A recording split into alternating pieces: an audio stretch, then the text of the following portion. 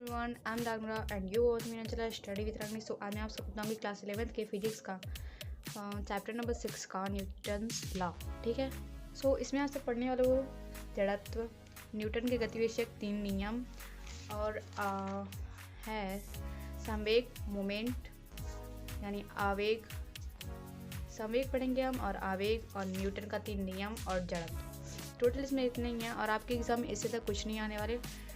मैं गारंटी के साथ कह सकती हूँ आपके एग्ज़ाम में इससे तक कुछ नहीं आने वाला। ठीक है। सो स्टार्ट करते हैं अपना ये क्लास 11 का फिजिक्स का चैप्टर नंबर 6 का न्यूटन्स लॉ। ठीक है। इसका सबसे फर्स्ट हेडिंग देखते हैं जड़त्व। ठीक है। जड़त्व किसी वस्तु का वह गुण है जो अपनी अवस्था तथा परिवर्तन का विरोध करती है, जड़त्व कहते हैं। ठीक है। जड़त्व कितने प्रकार के होते हैं? जड़त्व 3 प्रकार के होते हैं। सबसे फर्स्ट है इसका विराम का जड़त्व और गति का जड़त्व और दिशा का जड़त्व। ठीक है।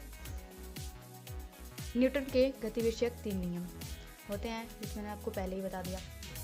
इसका सबसे पहला नियम देखते हैं। इसका कौन सा? प्रथम नियम, यदि कोई वस्तु विराम में है तो विराम में रहेगी, अगर गति में है तो गति में रहेगी, जब तक उस पर कोई बाह्य बल लगाकर उसकी अवस्था में परिवर्तन न किया जाए।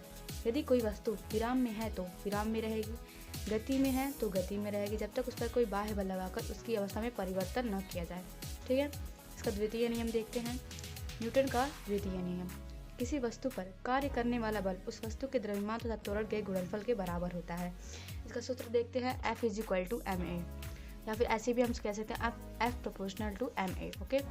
इसका मात्रक है न्यूटन या किलोग्राम मीटर प्रति सेकेंड। इसका बीमा है MLT पे -2 और ये एक सदिश राशि है। और इसका सबसे पहले हम देखेंगे तृतीय नियम। इसका न्यूटन का 3 नियम होता है, इसका तृतीय नियम देखते हैं। प्रत्येक क्रिया के बराबर विपरीत प्रतिक्रिया होती है। प्रत्येक क्रिया के बराबर विपरीत प्रतिक्रिया होती है। इसके बाद नेक्स्ट हेडिंग है हमारा संवेग। तो संवेग, किसी वस्तु के द्रव्यमान व वेग के गुणनफल को क्या कहते हैं? संवेग कहते हैं। किसी वस्तु के द्रव्यमान व वेग के गुणनफल को संवेग कहते हैं। इसमें 2 चीज़ आया, द्रव्यमान और वेग। इसके गुणनफल है तो इसलिए गुणनफल। तो ये अर्थात हमारा सबसे शॉर्ट डिफिनेशन इसका क्या होगा? संवेग बराबर द्रव्यमान गुणे वेग। ठीक है। इसका मात्रक होगा किलोग्राम मीटर प्रति सेकेंड और इसका बीमीय सूत्र देखते हैं MLT पे -1 और ये एक सदिश राशि है। इसके बाद हमारा नेक्स्ट हेडिंग आता है आवेग।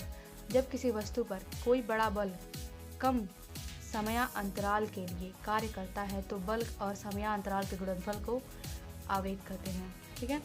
जब किसी वस्तु पर बड़ा बल कम समयांतराल के लिए कार्य करता है तो बल और समयांतराल के गुणनफल को क्या कहते हैं? आवेग कहते हैं। ठीक है।